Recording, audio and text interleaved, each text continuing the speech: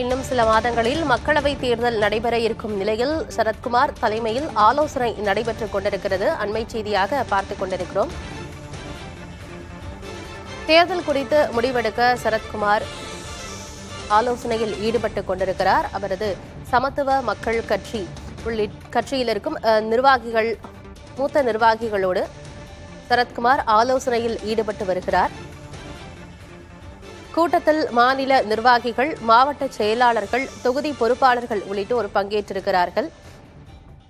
தேர்தலில் தனித்து போட்டியிட வேண்டுமா அல்லது கூட்டணி அமைக்க வேண்டுமா என்பது குறித்து ஆலோசனை நடைபெற்றுக் கொண்டிருக்கிறது. விவரங்களோடு செய்தியாளர் விக்னேஷ் முத்து இணைந்திருக்கிறார். என்ன விவரம் விக்னேஷ் முத்து? ஆனந்தி, நாடாளுமன்ற தேர்தலுக்கு ஒவ்வொரு கட்சியிலும் தயாராகி வருகிறது. அதன் அடிப்படையில் அகில இந்திய சமத்துவ மக்கள் கட்சியின் தலைவரும் நடிகருமான சரத்குமாரின் தலைமையில் தற்பொழுது அவர் தலைமையிலான அந்த கட்சியின் ஆலோசனை கூட்டம் என்பது அவருடைய கட்சி தலைமை அலுவலகத்தில் தொடங்கி நடைபெற்று வருகிறது. இதில் மாநில பொருளாளர் சுந்தர் உள்ளிட்ட முக்கிய நிர்வாகிகளும், அதே போன்று மாவட்ட செயலாளர்கள், மாநில நிர்வாகிகள், நாடாளுமன்ற தேர்தல் பொறுப்பாளர்கள் கலந்து கொண்டிருக்கிறார்கள்.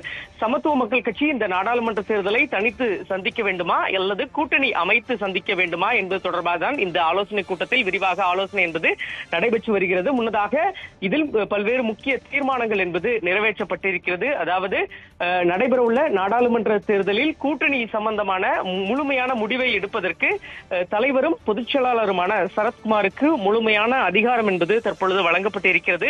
தமிழகம் முழுவதும் படிப்படியாக மதுக்கடைகளை மூட வேண்டும், அதே போன்று மத்திய பட்ஜெட்டுக்கு வரவேற்பு தெரிவித்து இந்த தீர்மானம் என்பது நிறைவேற்றப்பட்டிருக்கிறது. கடந்த சட்டமன்ற தேர்தல்களை பொறுத்தமட்டில் சமத்துவ மக்கள் கட்சி, மக்கள் நீதி மையம், அதே போன்று ஐஜேகே உள்ளிட்ட கட்சிகளுடன் இணைந்து தேர்தலை சந்தித்து பெரிய அளவில் வாக்குகள் என்பது பெற முடியவில்லை. இந்த முறை பெரிய கட்சிகளுடன் கூட்டணி அமைப்பதற்கான அந்த சாத்தியக்கூறுகள் தொடர்பாகத்தான் ஆலோசனை நடைபெற்று வருகிறது.